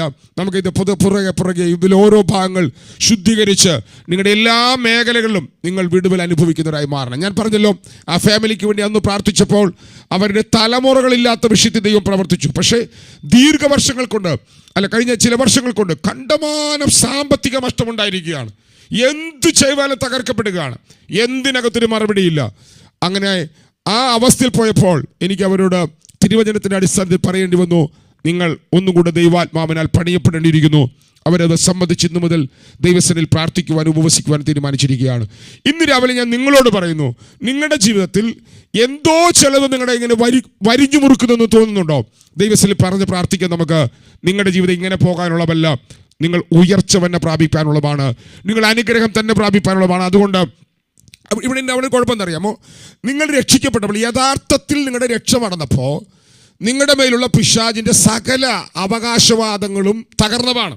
നിങ്ങളുടെ പിതാക്കന്മാരാകട്ടെ, മാതാക്കളാകട്ടെ, നിങ്ങളുടെ അധ്യാപകരാകട്ടെ, ആരൊക്കെയാണോ നിങ്ങളെ ശപിച്ചത്, ആരുടെയൊക്കെയാണോ ശാപങ്ങൾ നിങ്ങൾ പിന്തുടരും, ഇതെല്ലാം നിങ്ങൾ രക്ഷിക്കപ്പെട്ടപ്പോൾ നിങ്ങൾ ഇന്ന് അടർന്നു മാറുന്നതാണ്. നിങ്ങൾ യഥാർത്ഥത്തിൽ അറിഞ്ഞ് രക്ഷിക്കപ്പെട്ടാൽ. പക്ഷേ നിങ്ങൾ വീണ്ടും ദൈവഹിതത്തിന് വിരോധമായിട്ട് പാപം ചെയ്യുകയോ, അഭിഷക്തന്മാർക്ക് വിരോധമായി, പരിശുദ്ധാത്മാവിന് വിരോധമായി നിങ്ങൾ സംസാരിക്കുകയോ നിഗളിക്കുകയോ പാപത്തിലേക്ക് നിങ്ങൾ ഇറങ്ങിപ്പോകുമ്പോൾ അറിയാതെ നിങ്ങളുടെ മേൽ ശാപം വെളിപ്പെടാൻ തുടങ്ങും. ബൈബിളിലെ വാക്യമാണ് കേട്ടോ, ഞാനത് പിന്നത്തേതിൽ കാണിച്ചു വരാം. ഇപ്പോൾ നമുക്ക് ഒരു വാക്ക് പ്രാർത്ഥിക്കാം. കർത്താവേ, അങ്ങനെ ഒരു ഘടകം എൻ്റെ മേലുണ്ടോ? 1998 ഞാൻ അങ്ങനെ പ്രാർത്ഥിച്ചപ്പോൾ കർത്താവ് എന്നെ കാണിക്കാൻ തുടങ്ങി. ഇന്ന മേഖലകളിൽ നിന്ന് നിന്റെ മേൽ ഈ ബാരിയറുകളുണ്ട് എന്ന് പറഞ്ഞ് കർത്താവിനെ കാണിക്കാൻ തുടങ്ങി. ഞാൻ ദൈവസന്നിധിയിൽ വളരെ താഴ്മയോടെ, വളരെ സമർപ്പണത്തിൽ, കർത്താവ് എനിക്ക് ഇങ്ങനെ ജീവിച്ചാൽ പോരാ, എനിക്ക് അടുത്ത തലത്തിലേക്ക് അങ്ങയാൽ വളരണം. 98 നടന്ന 40 ദിവസത്തെ ഉപവാസ പ്രാർത്ഥനയിൽ എൻ്റെ മേലുള്ള ബാരിയറുകളെ ഒന്നൊന്നായി ദൈവാത്മ പൊട്ടിക്കാൻ തുടങ്ങി. ഇപ്പോഴും എല്ലാം പൊളിഞ്ഞെന്ന് ഞാൻ പറയുന്നില്ല, അവകാശവാദപ്പെടുന്നില്ല. നമുക്കിന്ന് രാവിലെ പ്രാർത്ഥിക്കാം. പരിശുദ്ധാത്മാവ് പൂർണ്ണമായി നമ്മെ പുറത്തു കൊണ്ടിരുന്ന ആത്മാവാണ്. ഒന്ന് പ്രാർത്ഥിച്ചോ. മൈക്കിളെല്ലാം അൺമ്യൂട്ട് ചെയ്ത് പ്രാർത്ഥിച്ചോ. പരിശുദ്ധാത്മാവേ, ഞങ്ങളുടെ ജീവിതത്തിൽ എവിടെയൊക്കെ ബാരിയറുകൾ ഉണ്ടെങ്കിൽ അതിനെ മുഴുവൻ പൊട്ടിക്കുന്ന, അവനെ മുഴുവൻ പൊളിക്കുന്ന അങ്ങയുടെ വചനത്തിന്റെ വെളിപ്പാട് ഞങ്ങളുടെ മേൽ തുറക്കണമേ. അങ്ങയുടെ വചനത്തിന്റെ വെളിപ്പാട് ഞങ്ങളുടെ മേൽ തുറക്കണം. ഇന്ന് രാവിലെ പ്രഖ്യാപിച്ചു കേട്ടോ, എന്റെ കർത്താവ് പിശാചല്ല, എന്റെ കർത്താവ് ശാപമല്ല. എന്നിൽ ഒരു പിതാക്കന്മാരെ ശാപം വസിക്കാൻ പാടില്ല. എന്റെ മേൽ, എന്റെ കുടുംബത്തിന്റെ മേൽ, എന്റെ തലമുറകളുടെ മേൽ വെളിപ്പെടേണ്ടത് ക്രിസ്തു നിമിത്തമുള്ള അനുഗ്രഹമാണ്. അതുകൊണ്ട് എന്നിൽ വെളിപ്പെടേണ്ടത് കർത്താവിന്റെ അനുഗ്രഹമാകിയാൽ ഇന്ന് രാവിലെ ഞാൻ പ്രഖ്യാപിക്കുന്നു, യേശുവാണ് എന്റെ കർത്താവ്, യേശുവാണ് എന്റെ കർത്താവ്, യേശുവാണ് എന്റെ കർത്താവ്. യേശു മാത്രമേ എന്നിൽ കർത്തൃത്വം നടത്താൻ അവകാശമുള്ളൂ. എന്റെ കർത്താവ് യേശുവാണ്, എന്റെ കർത്താവ് യേശുവാണ്, എന്റെ കർത്താവ് യേശുവാണ്. എന്റെ കുടുംബത്തിന്റെ കർത്താവ് യേശുവാണ്, എന്റെ തലമുറകളുടെ കർത്താവ് യേശുവാണ്.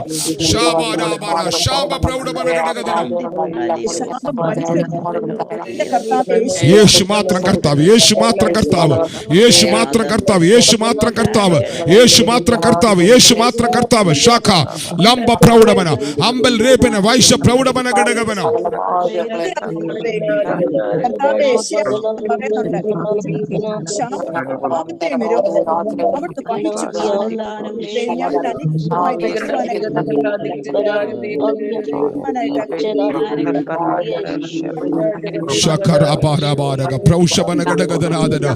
ജീവൽ ഘടകദനാര ഘടകദന വേഷ പ്രൗഢമന ഘടകദനാര ഘടക വൈഡ പ്രൗഢമന ഘടകദനാരക ശംഭ പ്രൗഢമന ഘടകദന. ജീവിതത്തെ മുഴുവൻ മാറ്റുന്ന ദൈവത്താലുള്ള അനുഗ്രഹങ്ങൾ അങ്ങയുടെ തലമുറകളുടെ മേൽ, അങ്ങയുടെ മക്കളുടെ മേൽ തുറന്നു വരുവാൻ, ഈ കുടുംബങ്ങൾ മുഴുവൻ അനുഗ്രഹമായി മാറുവാൻ.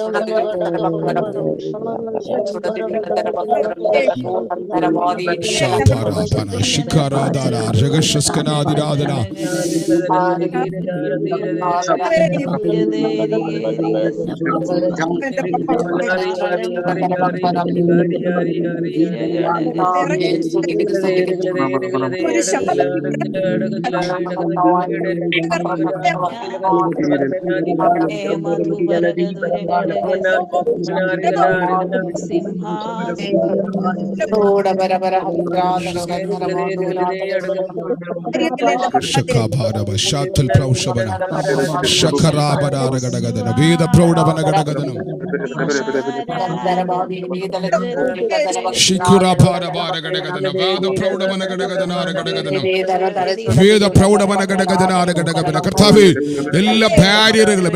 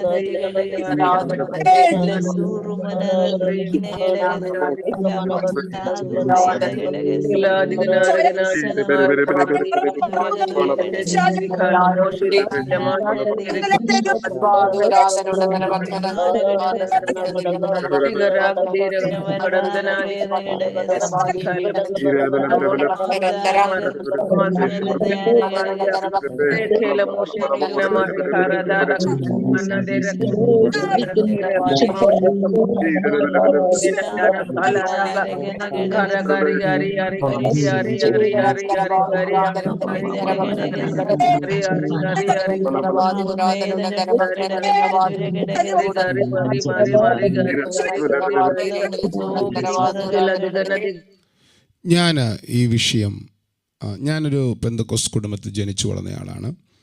അപ്പോൾ അതുകൊണ്ട് ഇങ്ങനെയുള്ള കാര്യങ്ങളൊന്നും അത് ദൈവം ഉണ്ടെന്ന് തന്നെ ഞാൻ അംഗീകരിക്കാത്തൊരു കാലഘട്ടത്തിലാണ് ഞാൻ ജീവിച്ചിരുന്നത്. പക്ഷെ ഘട്ടം ഘട്ടമായിട്ട് തിരുവചനം വായിക്കുകയും പഠിക്കുകയും ചെയ്തപ്പോൾ എൻ്റെ അനുഭവങ്ങളുടെ നടുവിൽ നിന്നാണ് ഞാനിതെല്ലാം പഠിച്ചു വന്നത്. എന്നെ ആരും ഇത് പഠിപ്പിച്ചതല്ല. ആരിലും ഒരാൾ ഈ വാക്യമൊന്ന് വായിക്കാമോ? ആരിലും ഈ വാക്യമൊന്ന് വായിക്കാമോ? 2 രാജാക്കന്മാരുടെ പുസ്തകം 2-ാം അധ്യായത്തിൻ്റെ അനന്തരം ആ പട്ടണക്കാർ എലീശയോട്, ഈ പട്ടണത്തിന്റെ ഇരിപ്പ് മനോഹരമായതെന്ന് യജമാനൻ കാണുന്നുവല്ലോ, എന്നാൽ വെള്ളം ചീത്തയും ദേശം ഗർഭനാശവും ആകുന്നുവെന്ന് പറഞ്ഞു. ഈ പട്ടണത്തിൻ്റെ ഇരിപ്പ് മനോഹരമാണ്, പക്ഷെ ആ പട്ടണത്തിൽ വെള്ളം ചീത്തയാണ്, ദേശം ഗർഭനാശമാണ്. ഇതിന് കാരണം യഹോവയാം ദൈവം യോശുവയുടെ നേതൃത്വത്തിൽ ഈ ദേശം അവകാശമാക്കാൻ, ദൈവം പറഞ്ഞ വാഗ്ദത്ത ദേശം അവകാശമാക്കാൻ വന്നപ്പോൾ ഇസ്രായേൽ മക്കൾ നിമിത്തം യെരിഹോ നിവാസികൾ ഈ പട്ടണത്തെ അടച്ച് ഉറപ്പാക്കി, ആരും പുറത്തിറക്കിയില്ല. അപ്പോൾ യഹോവയാം ദൈവത്തെയാണ് വാഗ്ദത്തം അനുഭവിക്കുവാനുള്ള ഇസ്രായേൽ മക്കളുടെ വരവിനെയാണ് ഇവർ തടുത്തത്. അപ്പം ദൈവത്തിൻ്റെ നിയോഗങ്ങളെ തടുത്തതിനാൽ, കോട്ട അടച്ച് ഉറപ്പാക്കിയതിനാൽ ഈ ദേശം, ഈ പട്ടണം, നമുക്കിതെല്ലാം അറിയാം, ചരിത്രമൊക്കെ അറിയാം കേട്ടോ, അതുകൊണ്ട് ഞാൻ പറയുന്നില്ല. ഇത് കീഴടക്കിയ ശേഷം യോശുവ പറയുന്ന ഒരു ശാപമുണ്ട്. ഈ പട്ടണം അതിലുള്ളതൊക്കെയും യഹോവയ്ക്ക് ശപഥാർപ്പിതമാകുന്നു. കണ്ടോ? അപ്പം പട്ടണങ്ങളുടെ മേൽ ശാപം വരുമോ? ദൈവഹിതത്തിന് വിരോധമായി നിൽക്കുന്ന ഒരു പട്ടണത്തിന് മേൽ ശാപം വരുമോ? ഞാൻ വീണ്ടും ആ വാക്യം ചോദിക്കുന്നു. ദൈവത്തിൻ്റെ ഇഷ്ടത്തിന് വിരോധമായി നിന്നതിനാൽ ഒരു പട്ടണത്തിന് മേൽ ശാപം വരുമോ? അങ്ങനെയെങ്കിൽ ദൈവഹിതത്തിന് വിരോധമായി പോകുന്ന ഒരു കുടുംബത്തിന് മേൽ ശാപം വരുമോ? ദൈവത്തിന് വിരോധമായി പോകുന്ന ഒരു വ്യക്തിയുടെ മേൽ ശാപം വരുമോ? വളരെ ആഴമായി നിങ്ങൾ ചിന്തിക്കേണ്ട ചിന്തയാണ്. രക്ഷിക്കപ്പെട്ട സ്ഥാനപ്പെട്ട വ്യക്തികളുടെ മേൽ ശാപം ഉണ്ടാകില്ല എന്ന് പഠിപ്പിക്കുന്നവരുണ്ട്. ശരിയാണ്, ഒരു വ്യക്തി രക്ഷിക്കപ്പെട്ടാൽ ആ വ്യക്തിയുടെ മേൽ ശാപം ഉണ്ടാകില്ല. പക്ഷെ ഈ വാക്യം കൂടെ ഒരാളൊന്ന് വായിച്ചേ. ഉറങ്ങിപ്പോയോ? നമ്മുടെ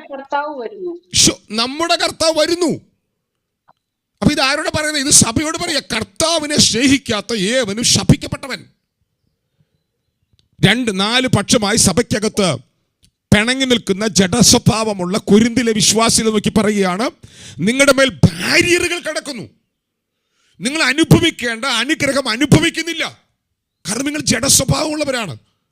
അപ്പൊ ഇത് ആദ്യത്തെ വാക്കും ഇപ്പോഴത്തെ വാക്കും നമ്മൾ ശരിയായോ? കർത്താവിൻ്റെ കൽപ്പന അനുസരിച്ച് നടന്നാൽ നിങ്ങൾ ഉയർച്ച പ്രാപിക്കും. കർത്താവിൻ്റെ വചനപ്രകാരം നിങ്ങൾ പിണങ്ങി നടന്നാൽ, പകയുണ്ടാക്കി നടന്നാൽ, വഴക്കുണ്ടാക്കി നടന്നാൽ നിങ്ങളുടെ മേൽ ശാപം വരും. പക്ഷേ ഇന്ന് രാവിലെ നിങ്ങൾ ഇതിൽ നിന്ന് പുറത്തു വരുവാൻ ആഗ്രഹിക്കുന്നവരാണെങ്കിൽ ആദ്യം നിങ്ങൾ മനസ്സിലാക്കേണ്ടത് ഇങ്ങനൊരു ബാരിയർ നിങ്ങളുടെ മേൽ ഉണ്ടോ എന്നാണ്. ഇല്ലാത്തവർക്ക് ഇത് ബോറടിയായി മാറും.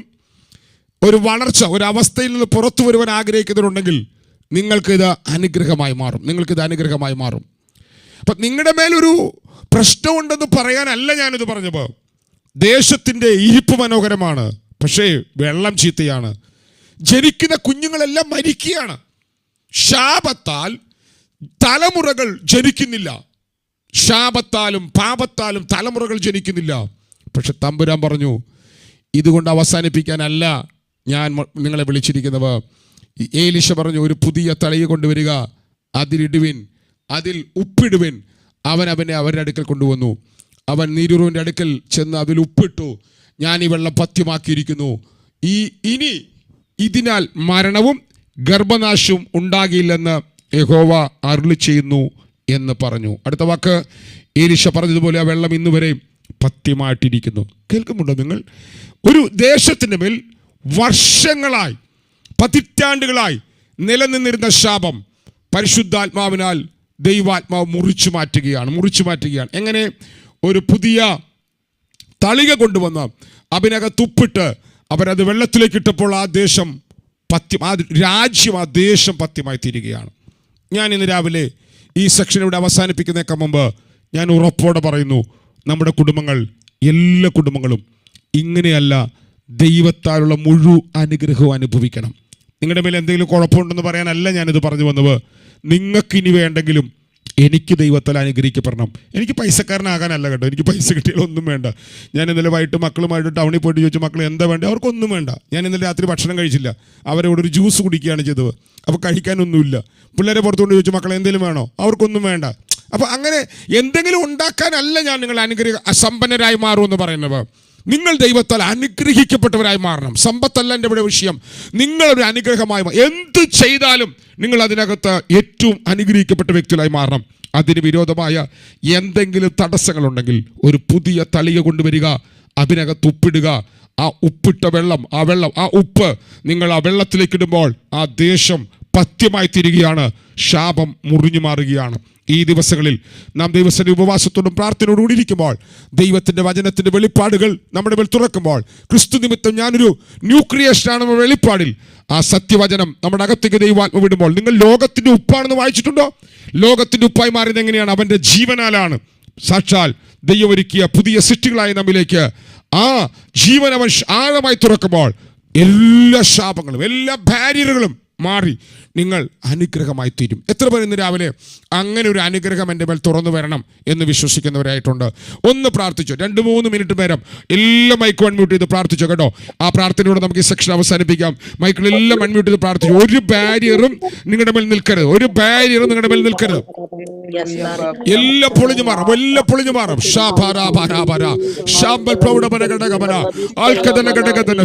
തലമുറകളെ തകർക്കുന്ന, തലമുറകളെ ശൂന്യമാക്കുന്ന, തലമുറകളെ ഇല്ലാതാക്കുന്ന മരണവും ഗർഭനാശവും പട്ടണത്തിന്റെ മേൽ പൈശാചികൻ വിളിച്ചു വരുത്തിയ, സ്വാധീനം ചെലുത്തുന്ന എല്ലാ ശാപത്തിന്റെ ബാരിയറുകളെ പൊട്ടിക്കുന്ന,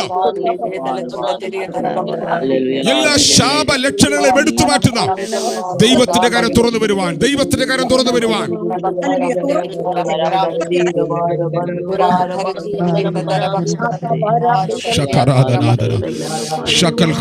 യേശുവേ, ഞങ്ങൾ ഒരുമിച്ച് രാവിലെ പ്രഖ്യാപിക്കുന്നു, അങ്ങാണ് ഞങ്ങളുടെ കർത്താവ്, അങ്ങാണ് ഞങ്ങളുടെ കർത്താവ്, അങ്ങാണ് ഞങ്ങളുടെ കർത്താവ്. അങ്ങ് ക്രൂശിന്മേൽ നേടിയ ജയം ഈ മക്കളുടെ മേൽ ഇന്ന് രാവിലെ ശക്തിയോടെ തുറന്നു വരുവാൻ, തുറന്നു വരുവാൻ, തുറന്നു വരുവാൻ.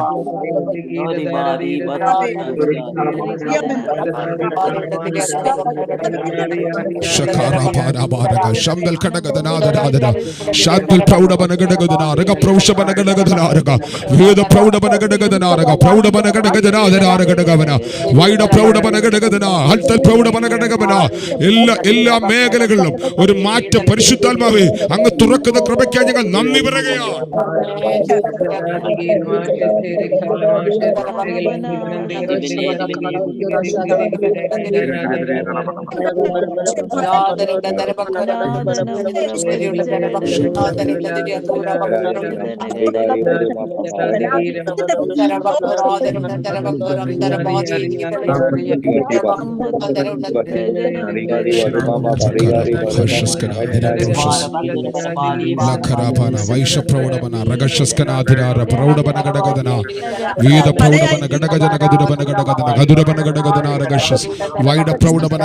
എല്ലാ ബാരിയറും പൊളിയട്ടെ കർത്താവേ.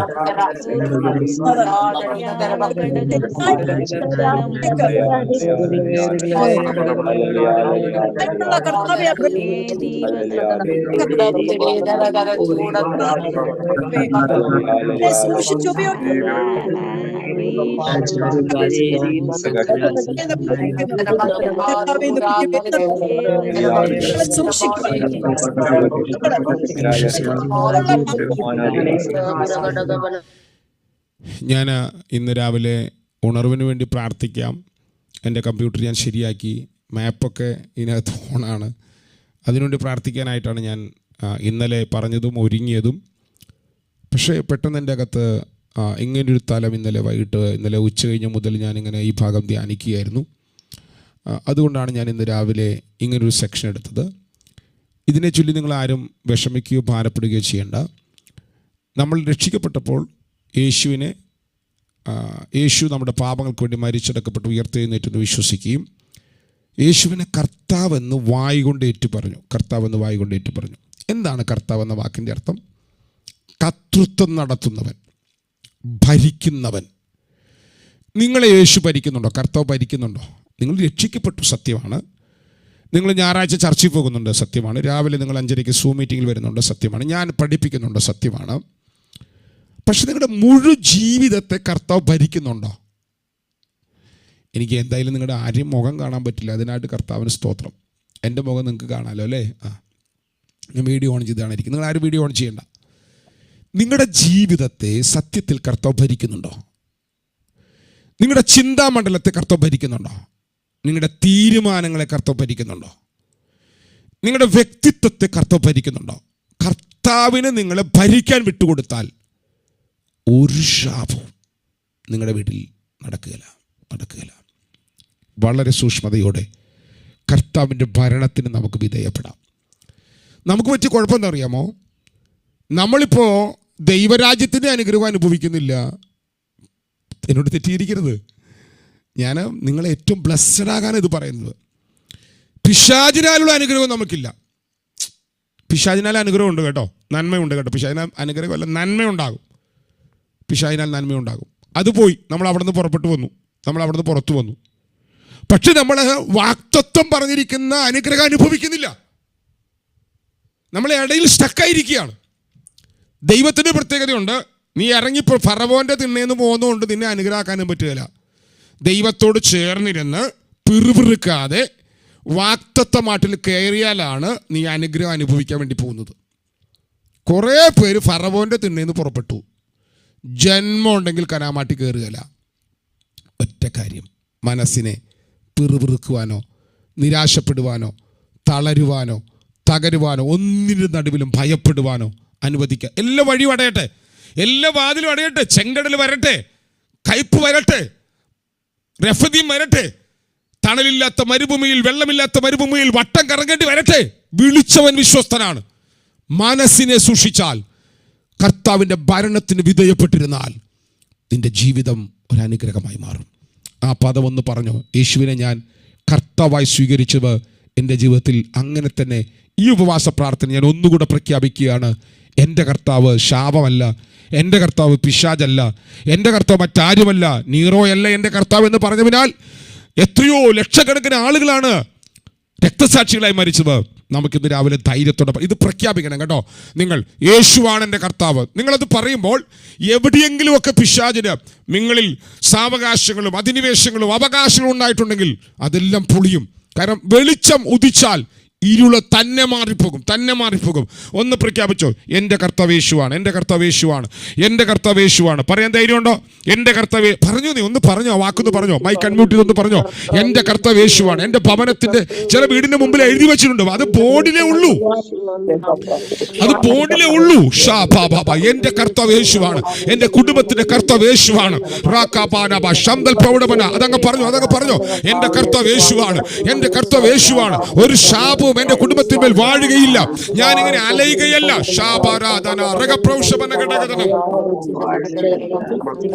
ഒരു പാപവും എന്നിൽ വാഴില്ല, ഒരു അടിമത്വം എന്നിൽ വാഴില്ല, ഒരു ചിന്താഗതികളും എൻ്റെ അകത്ത് വാഴില്ല, ഒരു തെറ്റായ ചിന്താഗതി എന്നിൽ വാഴില്ല. മറ്റൊന്നിനും ഞാൻ അടിമയാകില്ല. സ്പോർട്സിന്, സെക്സിന്, വാർത്തകൾക്ക്, സീരിയലുകൾക്ക്, അനാവശ്യ വർത്തമാനങ്ങൾക്ക്, അനാവശ്യ ബന്ധങ്ങൾക്ക്, അനാവശ്യമായ സമയം ചെലവഴിക്കുന്ന ഒന്നിനും അതിനൊന്നുമല്ല ഞാൻ കർത്താവ്, അതൊന്നുമല്ല എൻ്റെ കർത്താവ്. എൻ്റെ കർത്താവ് യേശുവാണ്, എൻ്റെ കർത്താവ് യേശുവാണ്. അവനെ വേദനിപ്പിക്കുന്ന ഒന്നിനും ഇന്നു മുതൽ എന്നിൽ സ്ഥാനമില്ല. അവന് വേദന ഉണ്ടാക്കുന്ന, അവന്റെ വചനത്തിൽ പറയുന്ന അവന്റെ വചനത്തിൽ പറയുന്ന ഘടകങ്ങൾക്കപ്പുറമായി ഒന്നിനും ഇന്നു മുതൽ എന്നിൽ സ്ഥാനമില്ല. കർത്താവേ എന്നോട് ക്ഷമിക്കണമേ, കർത്താവേ എന്നോട് ക്ഷമിക്കണമേ, കർത്താവേ എന്നോട് ക്ഷമിക്കണമേ. നിന്റെ കർത്തൃത്വത്തിന് വിരുദ്ധമായി ഞാൻ വാക്കുകൾ പറഞ്ഞുപോയി, ഞാൻ സംസാരിച്ചു പോയി, ഞാൻ ചിന്തിച്ചു പോയി, ഞാൻ പലരും ഇടപെട്ടു പോയി. എന്നോട് ക്ഷമിക്കണമേ, എന്നോട് ക്ഷമിക്കണമേ. ഇന്ന് രാവിലെ ഞാൻ നിന്നെ ഒരു പ്രാവശ്യം കൂടെ എൻ്റെ കർത്താവായി ഞാൻ പ്രഖ്യാപിക്കുകയാണ്. ഞാൻ നിങ്ങൾക്ക് വേണ്ടി പ്രാർത്ഥിക്കുന്നു. എനിക്ക് ഇങ്ങനെ ഇവിടെ നിർത്തേണ്ടി വന്നതിൽ ഒരു ഭാഗത്ത് വിഷമമുണ്ട്, മറുഭാഗത്ത് നമ്മുടെ സമയം അതിക്രമിക്കുകയാണല്ലോ. സാരമില്ല, നമ്മൾ വീണ്ടും വീണ്ടും പ്രാർത്ഥിക്കും കേട്ടോ. നമ്മുടെ എല്ലാ ബാരിയറുകളും കർത്താവ് പൊട്ടിക്കും. ക്രിസ്തുവിൽ നിങ്ങളെല്ലാം വളരും കേട്ടോ. ഇത് നിങ്ങളാരും മറ്റൊരു ചിന്താഗതിയിൽ നിങ്ങൾ ചിന്തിക്കരുത്. നമ്മളെ കർത്താവ് ഒന്നുകൂടെ ശുദ്ധീകരിക്കുകയാണ്. ഞാൻ നിങ്ങളെ അനുഗ്രഹിച്ച് പ്രാർത്ഥിക്കുകയാണ്. നിങ്ങളുടെ വിഷയങ്ങൾ ഏതൊക്കെയാണോ ആ വിഷയങ്ങളെല്ലാം നിങ്ങളുടെ മുമ്പിൽ കൊണ്ടുവരിക. കർത്താവ് ഇപ്പോൾ അതിനെ തൊടുവാനായി ഞാൻ പ്രാർത്ഥിക്കുകയാണ്. എല്ലാ മേഖലകളിലും തൊടുന്നവൻ്റെ കരമിറങ്ങി വരുവാൻ നമുക്ക് പ്രാർത്ഥിക്കാം. ഞാനൊരു വാക്ക് പ്രാർത്ഥിച്ച് അവസാനിപ്പിക്കും. നല്ലവനും വിശ്വസ്തനും വാക്കുമാറാത്തനുമായി ഞങ്ങളുടെ സ്വർഗീയ പിതാവേ, കർത്താവ് ഞങ്ങൾക്ക് നൽകിയ നിയോഗപ്രകാരം ഞങ്ങൾ ഇന്നു മുതൽ ആരംഭിക്കുന്ന ഉപവാസ പ്രാർത്ഥനയുടെ പ്രാരംഭ സെക്ഷനുകളിൽ ഞങ്ങളെ ഒന്നുകൂടെ വിശുദ്ധീകരിപ്പാൻ, ഞങ്ങളെ ഒന്നുകൂടെ ശുദ്ധീകരിപ്പാൻ അങ്ങ് ഞങ്ങളുടെ ഇടപെട്ട വചനങ്ങൾക്കായി സ്തോത്രം ചെയ്യുന്നു. അങ്ങയുടെ ആത്മാവിനാലും കർത്താവെ അങ്ങയുടെ നാമത്താലും അങ്ങ് ഞങ്ങളെ കഴുകി ശുദ്ധീകരിച്ച് ഞങ്ങളെ നീതീകരിച്ച ദൈവമായിരിക്കാൻ ഞങ്ങൾ നന്ദി പറയുകയാണ്. ഏതെങ്കിലും മേഖലകളിൽ ഞങ്ങൾ കർത്താവെ അങ്ങയെ വിട്ട്, അങ്ങയുടെ സ്വഭാവം വിട്ട്, അങ്ങയുടെ കർത്തൃത്വത്തിൽ നിന്ന് ഞങ്ങൾ മാറിപ്പോയെങ്കിൽ, അല്ലപ്പാ ഞങ്ങൾ മാറിപ്പോയിട്ടുണ്ടപ്പാ, ഞങ്ങളോട് ക്ഷമിക്കണമേ. ഞങ്ങളുടെ ജഡത്തിൻ്റെ ആഗ്രഹങ്ങളുടെ നിവൃത്തിക്ക് വേണ്ടി, ഞങ്ങളുടെ സ്വയത്തിൻ്റെ ആഗ്രഹങ്ങളുടെ നിവൃത്തിക്ക് വേണ്ടി, ഞങ്ങളുടെ കുടുംബത്തിൻ്റെ മഹിമകൾക്ക് വേണ്ടി, ഞങ്ങൾ ആരാണെന്ന് കാണിക്കാൻ വേണ്ടി ഞങ്ങളുടെ നികളത്തിൽ നിന്നൊക്കെ ഞങ്ങൾ പലപ്പോഴും പല വാക്കുകൾ, പല സംസാരങ്ങൾ, പല ഇടപെടലുകൾ ഞങ്ങളുടെ ജീവിതത്തിൽ വന്നപ്പാ എല്ലാം ഞങ്ങളോട് ക്ഷമിക്കണമേ കർത്താവേ. ഞങ്ങളുടെ മേലെ ഒരു ബാരിയർ ഉണ്ടാകരുത്. ഈ കുടുംബങ്ങളെല്ലാം ഈ ദിവസങ്ങളിൽ പ്രാർത്ഥനയോടെ ദൈവസ്ഥലിരിക്കുമ്പോൾ ഇവർ താഴ്ചയല്ല ഉയർച്ച തന്നെ പ്രാപിക്കട്ടെ, ഇവർ അനുഗ്രഹം അനുഭവിക്കട്ടെ. അവരിലേക്ക് കർത്താവരെ ശുദ്ധീകരിക്കണമേ. നിങ്ങൾ എൻ്റെ വചനം കേട്ട് അനുസരിച്ചാൽ, എൻ്റെ ന്യായപ്രമാണത്തിലെ കൽപ്പനകൾ അനുസരിച്ചാൽ നിങ്ങൾ താഴ്ചയല്ല ഉയർച്ച പ്രാപിക്കും. ഞാൻ നിന്നെ വാലല്ല തലയാക്കുമെന്ന് പറഞ്ഞ കർത്താവ് ഈ കുടുംബങ്ങളുടെ മേൽ ആവശ്യമായ അത്ഭുതകരമായ വാതിലുകൾ തുറക്കണമേ. രാജ്യങ്ങളുടെ നന്മകൾ ഇവർക്ക് തുറന്നു കൊടുക്കണമേ. എല്ലാ മേഖലകളും ഈ കുടുംബങ്ങൾ അനുഗ്രഹമായി മാറണം. എന്ത് ചെയ്താലും അത് ഗുണമായി മാറുന്ന തലത്തിലേക്ക് അങ്ങ് വരെ വളർത്തണമേ. തലമുറകളേക്ക് ഞങ്ങൾ ദൈവരങ്ങളിലേക്ക് ഏൽപ്പിച്ച് പ്രാർത്ഥിക്കുകയാണ്. ഒരു കുഞ്ഞു പോലും തളരരുത്, ഒരു കുഞ്ഞു പോലും വേദനിക്കരുത്, ഒരു കുഞ്ഞു പോലും തകരരുത്. എല്ലാവരും ദൈവാത്മാവിനാൽ പണിയപ്പെടണം. എല്ലാ കുടുംബങ്ങളും അനുഗ്രഹമായി മാറണം. പ്രത്യേകിച്ച് ഞങ്ങൾ അങ്ങയുടെ മക്കൾ ദൈവത്തിലിരിക്കുന്നു. പൂർണ്ണമായ ഉപവാസത്തോടെ ഇരിക്കുന്നവരുണ്ട്, ഭാഗിക ഉപവാസത്തോടെ ഇരിക്കുന്നവരുണ്ട്, അല്ല പ്രാർത്ഥനയോടെ അങ്ങയുടെ സന്നിധിക്കുന്നവരുണ്ട്. എല്ലാവരും പരിശുദ്ധാത്മ പണിയണമേ. എല്ലാവരും പരിശുദ്ധാത്മാവ് അനുഗ്രഹമാക്കണമേ. ഞാനിവരെ അതിനായിട്ട് അനുഗ്രഹിച്ച് പ്രാർത്ഥിക്കുന്നു. ദൈവത്തോട് കൂടെ വസിക്കട്ടെ. മറ്റെല്ലാത്തിൽ നിന്നും വേർപെട്ടിരിപ്പാൻ കർത്താവ് കൃപ കൊടുക്കണമേ. മഹത്വം കുഞ്ഞാടിന് അർപ്പിക്കുന്നു.